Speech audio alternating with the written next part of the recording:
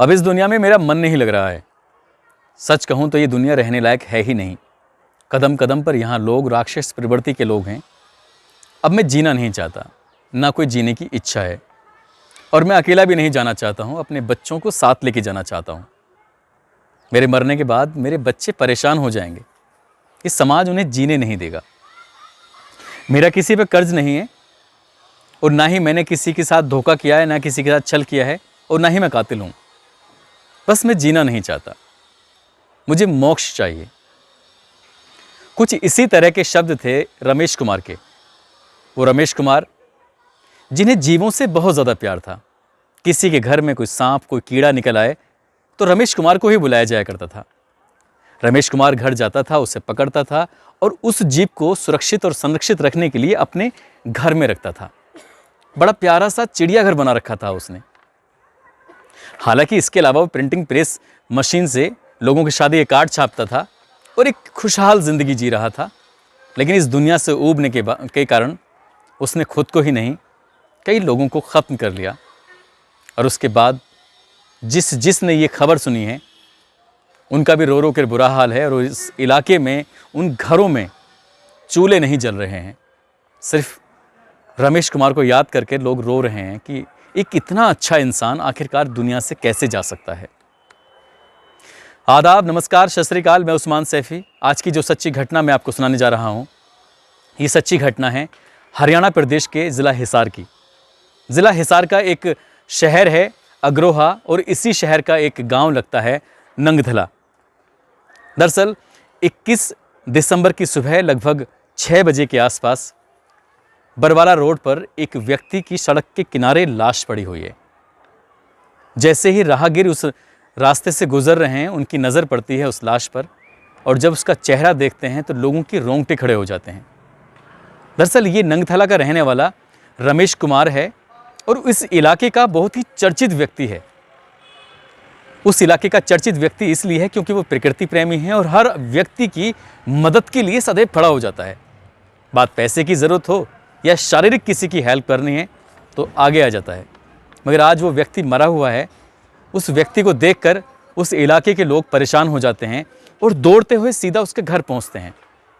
घर जाने के बाद ज़ोर ज़ोर से दरवाज़ा खटखटाते हैं, आवाज़ लगाते हैं, भाभी जी, भाभी जी। काफ़ी देर हो जाती है और उस आवाज़ को सुनने के बाद आसपास के लोग भी इकट्ठा हो जाते हैं कि क्या हुआ। कहते हैं कि पता है आपको, रमेश कुमार मर चुका है, उसका रोड पर एक्सीडेंट हो चुका है। जब ये बात लोग सुनते हैं तो लोग भी परेशान हो जाते हैं और दरवाजे को खटखटाने में और मदद करते हैं। कोई आहट नहीं आ रही थी। आती भी कैसे, क्योंकि अंदर सब सो रहे थे। दीवार पर बड़ा बड़ा अक्षरों में लिखा हुआ था, अब सब सो रहे हैं, शांति है। दरवाज़ा तोड़ा जाता है। जब दरवाज़ा तोड़ा जाता है, खोलकर अंदर देखा जाता है तो एक चारपाई पर माँ लेटी हुई है। उसी चारपाई पर उसका बेटा 10 साल का केशव भी लेटा हुआ है। माँ यानी कि इस रमेश कुमार की पत्नी सविता लेटी हुई है।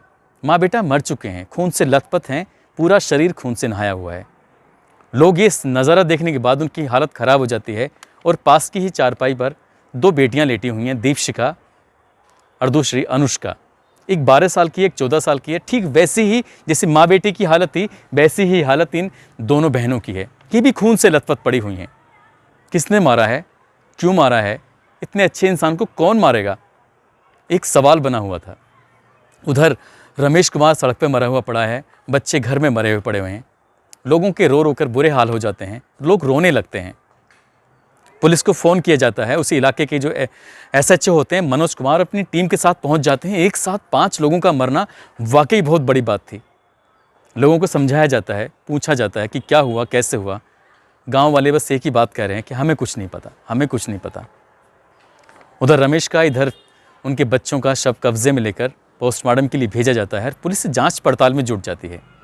जब पुलिस जाँच पड़ताल में जुट जाती है तो एक डायरी रखी हुई है। डायरी नहीं, दरअसल जो उसका बेटा केशव है, केशव की कॉपी है। 11 पन्नों का एक नोट लिखा हुआ है, और उस नोट के अंदर वो सारी दास्तां लिखी हुई है जो इनके साथ हुआ है। और वो दास्तां लिखने वाला कोई और नहीं बल्कि खुद रमेश है। रमेश लिखता है कि इस दुनिया से उसकी मोह भंग हो चुका है। वो बस मोक्ष चाहता है, जीना नहीं चाहता। कदम कदम पर लोग जो मिलते हैं धोखा देते हैं। किसी गैरों को क्या कहूँ, घर के लोग भी धोखा दे रहे हैं, परिवार के लोग धोखा दे रहे हैं। ये सब घर दौलत सब कुछ इकट्ठा किया, सब लोग से छीनना चाहते हैं। कभी किसी का बुरा नहीं किया, उसके बाद भी सब लोग मेरी ही संपत्ति के पीछे क्यों पड़े हुए हैं? कोई ऐतराज़ नहीं है। सब कुछ तो ले लिया है, सब कुछ दे भी दिया है, ये भी ले जाओ, ये भी ले जाओ, कुछ भी नहीं। जब उस इलाके के डीआईजी बलवान सिंह राणा उस पन्नों को पलटना शुरू करते हैं तो पन्नों में सब ऐसी ही बातें लिखी हुई थी, और जो आगे लिखा हुआ था वो और भी ज़्यादा मतलब मार्मिक था, और भी ज़्यादा परेशान करने वाला था। जब ये रमेश कुमार 20 साल का था, तब अपने पिता के सामने, माँ के सामने हाथ जोड़ता है, गिड़गिड़ाता है, माँ मेरी शादी मत करो, मैं शादी नहीं करना चाहता, मेरा मन नहीं लगता इस दुनिया में, मुझे सन्यासी बन के रहने दो, बस पूजा पाठ में ही मैं भगवान की सेवा करना चाहता हूँ, बस इससे अलावा कुछ नहीं। लेकिन माता ने और पिता ने जिद करके उसकी शादी करा दी। शादी तो कर ली, उसको बच्चे भी होने लगे।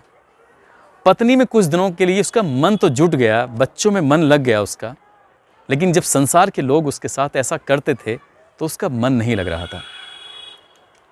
कई बार पत्नी से कहा कि मैं सब कुछ छोड़ के चले जाऊंगा, तो पत्नी कहती मैं भी आपके साथ चलूंगी छोड़ के। तो ये सोच के कि तुम क्यों परेशान होती हो, मुझे ही जाना है। कई बार चला भी गया था, फिर लौट के आ जाता है। मगर पिछले 3 दिनों से वो बेहद परेशान था, इतना परेशान कि उसकी रातों की नींद उड़ी हुई थी, सो नहीं पा रहा था।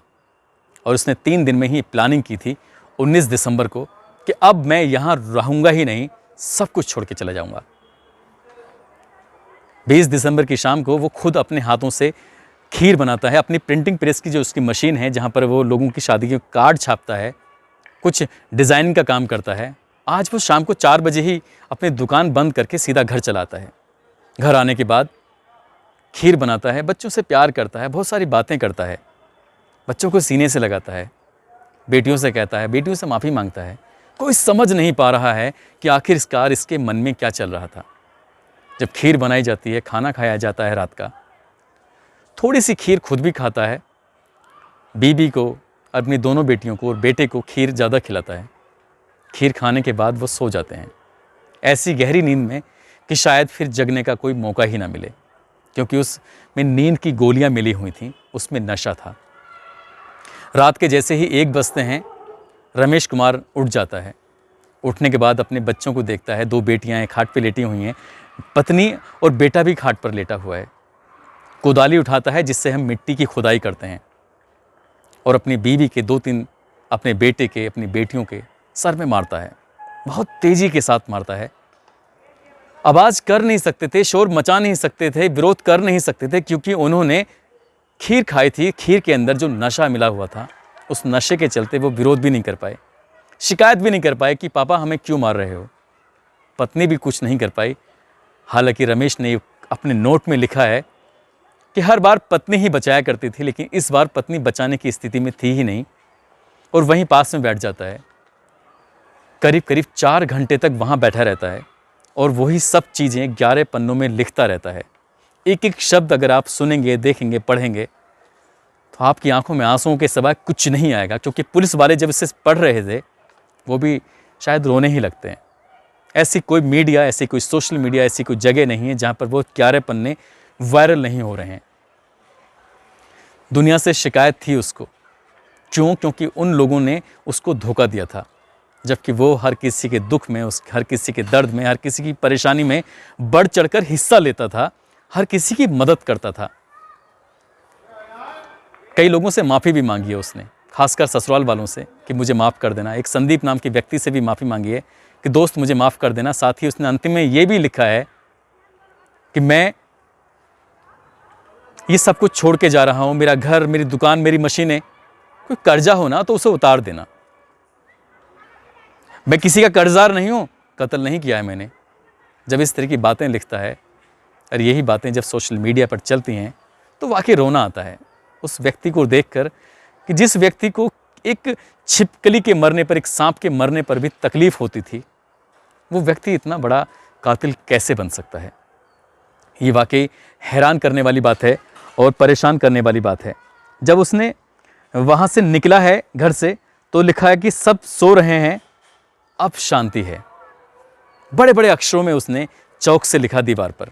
उसका फ़ोटो भी वायरल हो रहा है। और यहाँ से चल देता है, वो घर से बाहर निकल जाता है।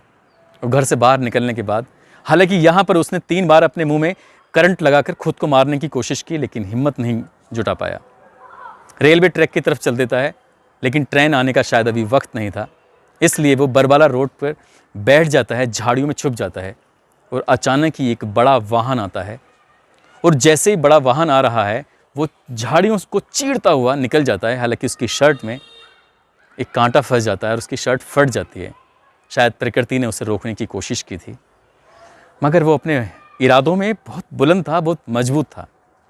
सीधा रोड पर जाता है। रोड पर जाने के बाद अब सामने से जो बड़ा वाहन है वो आ रहा है, और वाहन चालक उसे देख रहा है कि कोई आदमी है जो जानबूझ के उसके सामने आना चाहता है। और उसकी रफ्तार इस कदर तेज़ थी कि उसने ब्रेक जब लगाता है तो लगभग 50 मीटर तक उन टायरों के निशान थे जो पुलिस की जांच में सामने आए हैं। उसी से ये अंदाज़ा लगाया जा रहा था कि ट्रक चालक ने या वाहन चालक ने उससे हर संभव बचाने की कोशिश की थी, मगर वो बचा नहीं सका। फिलहाल रमेश कुमार इस दुनिया में नहीं है। उसके जाने के बाद उस इलाके के लोगों की आंखों में सिवाय आंसुओं के कुछ नहीं है, क्योंकि एक अच्छा इंसान हम लोगों के बीच से चला गया है। आपके आसपास भी ऐसे लोग रहते होंगे जो वाकई प्रकृति प्रेमी होंगे, अच्छे स्वभाव के होंगे, मदद करने वाले भी होंगे। उन्हें परेशान मत करो, जीने दो उन्हें भी जीने का हक है, लेकिन आपको परेशान करने का कोई हक नहीं है। दोस्तों, इस कहानी को सुनाने का उद्देश्य भी यही है कि आप लोग सतर्क रहें, आप लोग सुखी रहें, किसी को भी परेशान ना करें। किसी का दुख हो तो दुख बांटने की कोशिश जरूर करें, मगर किसी को परेशान ना करें। साथ ही आज संदीप साहनी, उनके बेटे पीयूष साहनी का जन्मदिन है, और ये औरैया के रहने वाले हैं गुलशन बघेल, इनका भी जन्मदिन है। इन दोनों को जन्मदिन की ढेरों सारी शुभकामनाएं, ढेरों सारी मुबारकबाद। आप लोग जो कमेंट बॉक्स में अपने नाम लिखते हैं, लिखते रहिएगा। मैं सभी के नाम लेने की कोशिश करूँगा। मैं 1-2 दिन में जल्दी ही लाइव आऊँगा, सभी लोगों से बातचीत भी करूँगा। किसी के कोई सवाल हो मुझसे तो वो भी कर लीजिएगा, उन सवालों के भी जवाब देने की कोशिश करूँगा। अब अपना ख्याल रखें, सुरक्षित रहें। जय हिंद, जय भारत।